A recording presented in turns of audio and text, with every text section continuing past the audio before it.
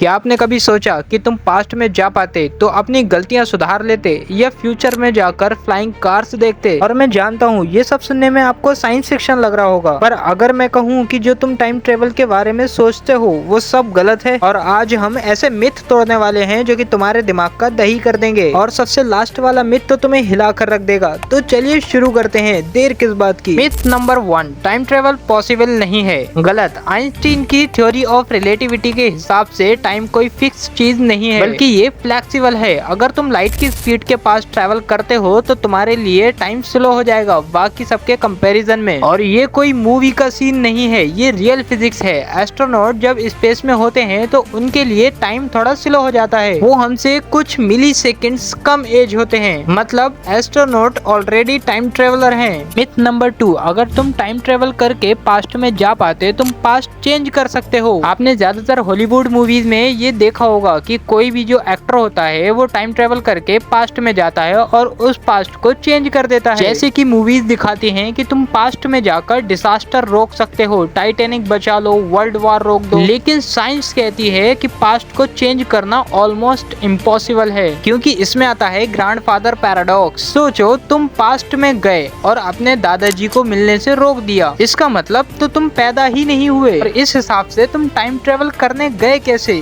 समझ नहीं आ रहा ना?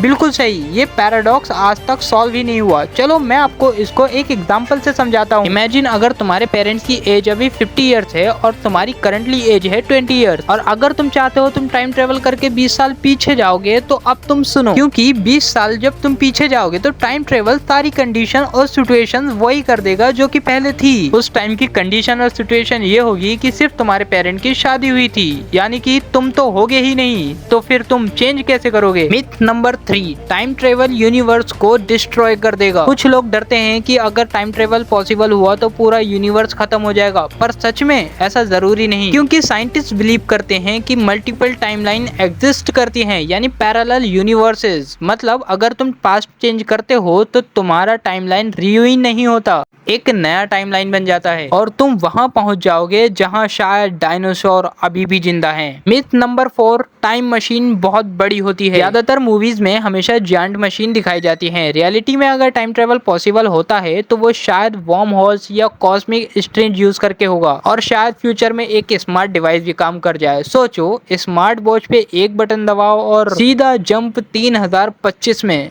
तो कैसा रहेगा? चलो चलो अभी सपने से उठ जाओ, रियलिटी में आ जाओ, अभी ऐसा कुछ भी नहीं है। Myth number 5 and last, time travel सिर्फ फिक्शन है। ये एक सबसे बड़ा मिथ है कि टाइम ट्रेवल सिर्फ मूवीज का कॉन्सेप्ट है। गलत, क्योंकि नासा और साइंटिस्ट टाइम डिलेशन पर काम कर रहे हैं, जैसे कि black holes, worm holes, gravitational waves, सब प्रूव करते हैं कि टाइम अलग जगह अलग बिहेव करता है। बस हाँ, अभी हमारे पास इतनी टेक्नोलॉजी नहीं है, पर फिजिक्स के लॉ नो नहीं कहते। आप मुझे कमेंट सेक्शन में जरूर बताइएगा कि क्या टाइम ट्रेवल पॉसिबल हो सकता है आपके अकॉर्डिंग या नहीं, और अगर ये टाइम ट्रेवल हो सकता है तो क्या आप फ्यूचर में जाना चाहोगे या पास्ट में? कमेंट सेक्शन में जरूर बताना।